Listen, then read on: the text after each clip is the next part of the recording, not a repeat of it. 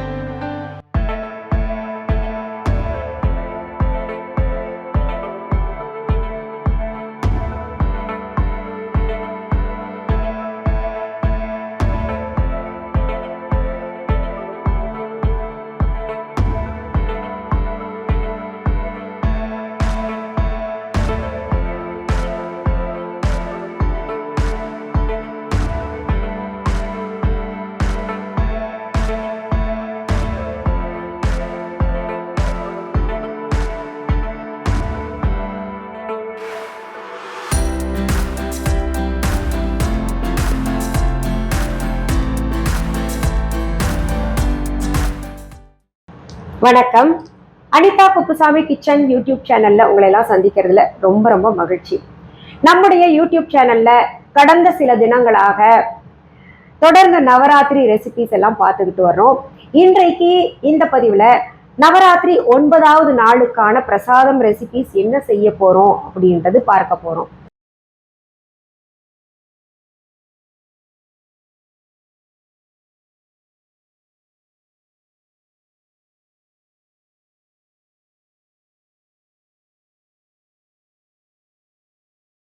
நம்ம இப்போ நேரடியாக ரெசிபி செய்யறதுக்குள்ள போயிடலாம். என்ன பொருள் எவ்வளவு தேவைன்றதை உங்களுக்கு லிஸ்டாக எழுதி வீடியோல தர்றேன், அதுல போய் பார்த்து தெரிஞ்சுக்கோங்க. சரி, இப்போ நம்ம அதாவது 9வது நாள் முதல் ரெசிபியாக செய்ய போறது என்னன்னு பார்த்தீங்கன்னா பாசிப்பருப்பு வடை. நான் பாசிப்பருப்பு எடுத்து கிட்டத்தட்ட ஒரு 5 மணி நேரம் ஊற வச்சுட்டேன். இது வந்து நாட்டுப்பருப்பு, அதனால அத்தனை நேரம் ஆச்சு. இல்லைன்னா நீங்க ஒரு 3 மணி நேரம் குறைந்தது ஊற வச்சா கூட போதுமானது. பாசிப்பருப்பு எடுத்துக்கோங்க, அதை மிக்சி ஜார்ல போட்டுக்கோங்க. இத தண்ணி ஊத்தாம கொரன்னு கொஞ்சம் அரைச்சு எடுத்துக்கலாம். நான் இந்த பாசிப்பருப்பை ஒரு சூத்து தான் சுத்துனேன், கொஞ்சம் கொரன்னு இருக்கு. இதை நம்ம இதுல கொட்டிக்கலாம் ஒரு பாத்திரத்துல. வடை மொறுன்னு வரணும்னா கொஞ்சம் அரிசி மாவு இதுல சேர்த்துடலாம்.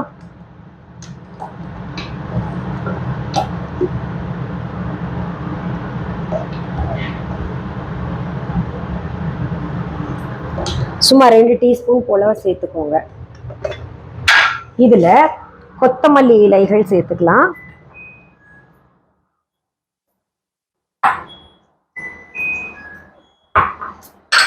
பச்சை மிளகாய் சேர்த்துக்கலாம். கறிவேப்பிலை இலைகள் 1க்கு 2 அப்படியே கிள்ளி போட்டுக்கலாம். அடுத்தது வாசனைக்காக, கூடுதல் சுவைக்காக நம்ம சோம்பு கொஞ்சம் சேர்த்துக்கலாம் இதுல.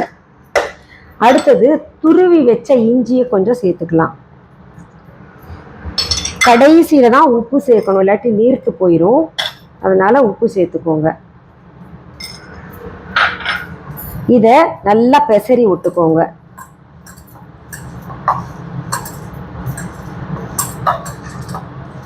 சின்ன சின்ன வடைகளாக நான் தட்டி போடுறேன். எண்ணெய் பாருங்க, நான் ஏற்கனவே சூடு பண்ண வச்சுட்டேன்.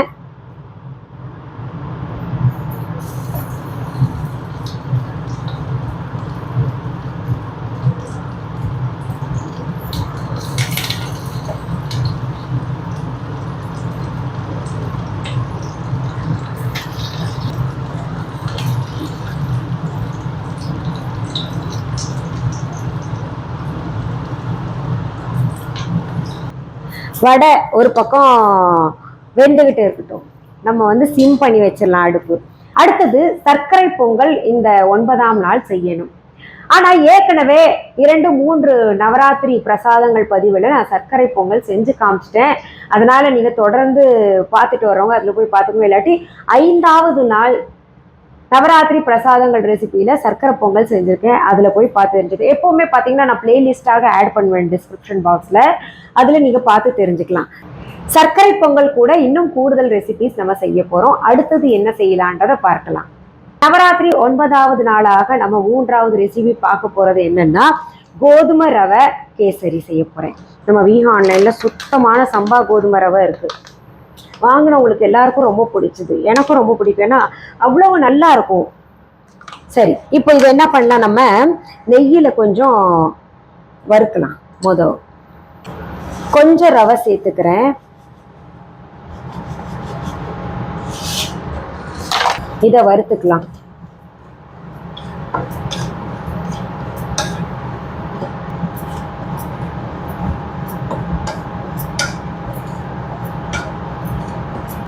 வறுத்தாச்சு. இப்போ நான் இதை வந்து ஒரு பவுலில் எடுத்துடுறேன்.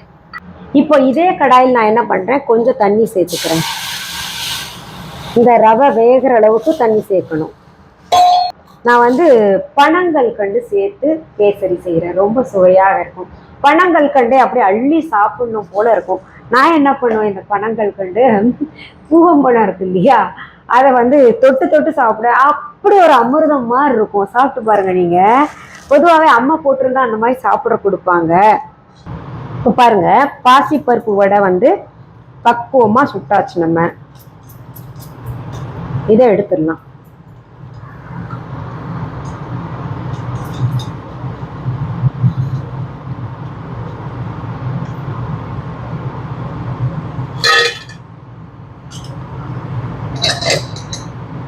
அடுத்தது பாருங்க, கேசரிக்காக தண்ணி வச்சோம் இல்லையா, அது நல்லா கொதிச்சுட்டு இருக்கு. அதுல பனங்கல்கண்டு நான் சேர்த்துக்கிறேன்.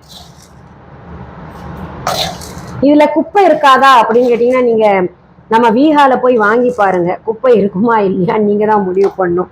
சுத்தமா குப்பை இருக்காதுங்க, அவ்வளோ சுத்தமா இருக்கும்.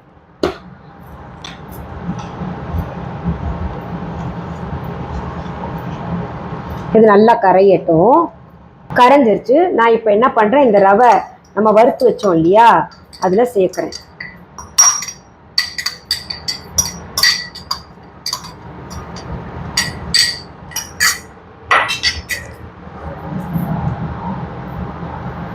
இதுலேயே நான் இப்போ என்ன பண்ணுறேன், வறுத்து வச்ச முந்திரி, நறுக்கி வச்ச பாதாம், கொஞ்சம்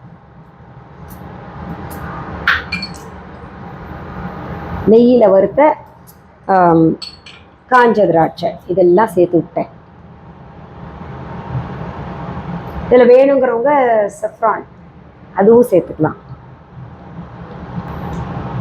இது நல்லா வேகட்டும். இப்போ பாருங்க, நம்ம அடுப்புல வச்ச கோதுமை ரவை கேசரி தயாராயிருச்சு. நவராத்திரி 9வது நாள் பிரசாதம் ரெசிபியில நம்ம 2வதாக பார்த்தது கோதுமை ரவை கேசரி. நம்ம முதல்ல பார்த்தது பார்த்தீங்கன்னா பாசிப்பருப்பு வடை பார்த்தோம் இல்லையா. அடுத்தது நம்ம பார்க்க போறது என்னன்னா எள்ளு உருண்டை. புரட்டாசி மாசம்னாலே எள்ளுக்கு ரொம்ப முக்கியத்துவம் தருவாங்க.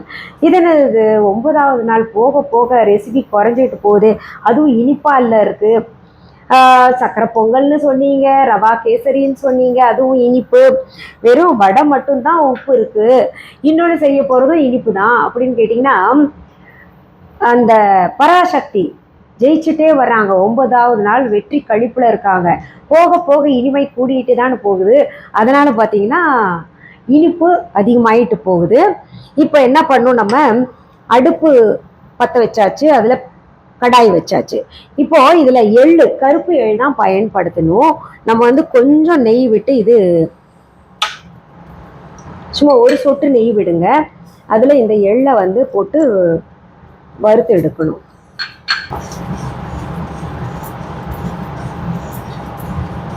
இதுலேயே அந்த எள்ளுக்கு ஏற்ற மாதிரி பொட்டுக்கடலை எடுத்து அதையும் வறுத்துக்கணும்.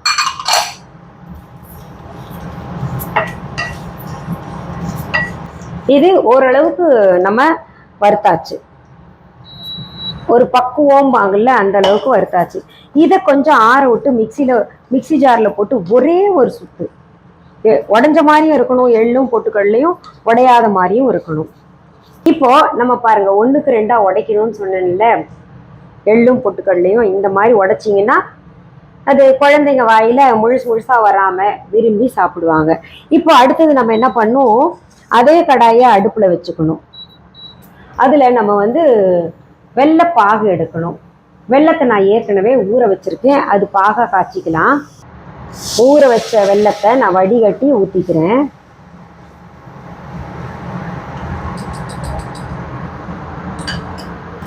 இது கம்பி பதத்தில் வரணும். இன்னும் கொஞ்சம் சேர்த்துக்கிறேன். இப்போ பாருங்க, இந்த வெல்லம் வந்து நல்லா கொதிச்சிட்டு இருக்கு. நம்ம இப்படி எடுத்து ஊற்றும்போது இந்த தார் பதம் பாங்கல, கம்பி பதத்துக்கு முந்திய பதம் இருக்கு இல்லையா, அந்த மாதிரி வரணும். கம்பின்றது வந்து திக்காயிரும். அதனால நம்ம இந்த இப்படி ஊற்றும்போது அது கண்டினியூஸாக ஊற்றணும். இப்போ இந்த வெல்லத்தில் வெள்ளப்பாகில் நம்ம அரைச்சி வச்சிருக்கோம் இல்லையா, அதை சேர்த்துக்கணும். இந்த பவுடரை, எள்ளு பொட்டுக்கடலை பொடியை சேர்த்துக்கணும். இப்போ பாருங்க, இந்த மாதிரி கொஞ்சம் கெட்டி பதத்தில் வந்த உடனே நம்ம அடுப்பு அணைச்சி இறக்கிடலாம். கொஞ்சம் ஆற விட்டுட்டு நம்ம உருண்டைகளாக பிடிக்கணும். இந்த எள்ளு உருண்டையை உருட்டிட்டு இருந்த ரொம்ப சூடு, உருட்டுறதுக்கு யோசிச்சுட்டே இருந்தேன். என் வீட்டுக்கார் வந்தார், கொண்டா நான் உருட்டி தரேன்னு சொல்லிட்டு இங்கே பாருங்க, இப்போ அவரு தான் உருண்டை பிடிச்சிக்கிட்டு இருக்காரு. சூப்பராக உருண்டை பிடிக்கிறீங்களே.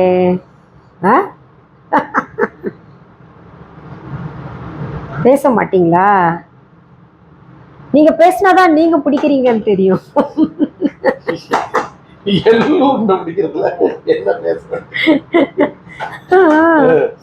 அந்த கரடி எடுத்துக்கோங்க. ஐயோ மக்களே, எல்லா ஆண்களும் சொல்லக்கூடிய இதுதான். ஒரு பெருமையா சொல்லிக்கிறீங்க நீங்க எல்லாம், வேற ஒண்ணு. சரி, அங்க பாருங்க, அந்த சாரணி எடுத்துக்கோங்க, கொஞ்சம் இது கெட்டியாயிருக்கும். பொண்டாட்டி வந்து புத்திசாலி எடுத்தா பிடிக்காது. நமக்கு வந்து புத்திசாலியா பொண்டாட்டி வாச்சிருச்சு. வாச்சிடுச்சா? என்ன ஆடா மாடா வாச்சிட்டாங்க அது. வாடிப்பொடின்னு கூப்பிடுறதே இல்லையே. ஆமா தெரியுமில்ல, அப்புறம் என்ன? ஆமா, நீங்களே இவ்வளவு கஷ்டப்படுறீங்கன்னா ரொம்ப இல்ல இல்ல இல்ல இல்ல, எட்டி ஆகணும் தானே, அது எடுக்கணும் நம்ம. அது நவராத்திரி 9வது நாள் பிரசாதம் ரெசிபியில நம்ம இன்னைக்கு 3 செஞ்சிருக்கோம். அதுல சர்க்கரை பொங்கல் செய்தால் 4ஆக மாறும். சர்க்கரை பொங்கல் ஏற்கனவே செஞ்சதுனால உங்களுக்கு செஞ்சு காமிக்கல. இப்ப பாருங்க, கடைசியாக நம்ம எள்ளு உருண்டை பிடிச்சோம், சூப்பரா வந்திருக்குல்ல. சரி, இப்போ நம்ம போய் சுவாமிக்கு படைச்சிடலாம், அம்பாளுக்கு படைச்சிடலாம். நவராத்திரி 9வது நாள் பிரசாதம் ரெசிபிஸ் நம்ம என்ன செஞ்சோம்னு பார்த்தோம். இப்போ நம்ம அம்பாளுக்கு படைக்கணும், இங்க இருக்கக்கூடிய தெய்வங்களுக்கு எல்லாம் படைக்கணும். அதுல பாத்தீங்கன்னா ரொம்ப சிம்பிளா தான் இருக்கு. ரவா கேசரி, வீட் ரவா கேசரி, அதாவது கோதுமை ரவா கேசரி செஞ்சிருக்கேன். பயத்தம்பருப்பு, அதாவது பாசிப்பருப்பு, முழு பாசிப்பருப்பு இருக்கு இல்லையா, அதுல வடை செஞ்சிருக்கோம். எள்ளு உருண்டைகள் செஞ்சிருக்கோம். பழம் வச்சிருக்கேன். என் வீட்டுக்கார் சொன்னாரு, நெல்லிக்கனி வீட்டுல இருக்கே அதையும் வெயின்னு. நான் வைக்கிறதுக்குள்ள அவரே கொண்டாந்து வச்சுட்டாரு. நெல்லிக்கனி பூஜைகள்ல இடம் பெறுறது ரொம்ப விசேஷம்தான் இல்லையா. நெல்லிக்கனி வந்து பொதுவாகவே மகாலட்சுமி அம்சம் பொருந்தியது. மற்றும் அது இருந்தாலே நெல்லிக்கனி வீட்டில் இருந்தா, நெல்லி மரம் வீட்டில் இருந்தா, நெல்லி ஊறுகாய் வீட்டில் இருந்தா குபேர சம்பத்துகள் கிடைக்கும் அப்படின்னு சொல்லுவாங்க இல்லையா. சரி, இது ஒரு பாசிட்டிவா இருந்தது, சரின்னு வச்சாச்சு. சரி, இப்போ நம்ம என்ன பண்ணுவோம், பொதுவாகவே நீங்க தொடர்ந்து பார்த்துட்டு வரனா தெரியுது, இந்த நைவேத்தியங்களுக்கு தெய்வத்துக்கு எல்லாம் தூப தீபங்கள் காமிக்கணும். நம்ம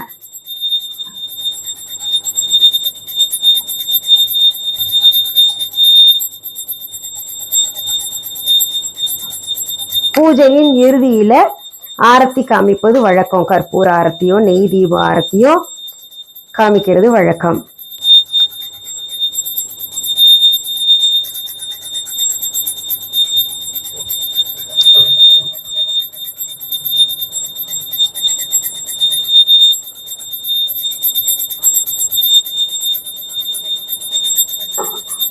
இதை கடவுள் எல்லாம் ஏற்றுக்கணும்னு நம்ம வேண்டிக்கணும், அம்பாள் ஏற்றுக்கணும்னு.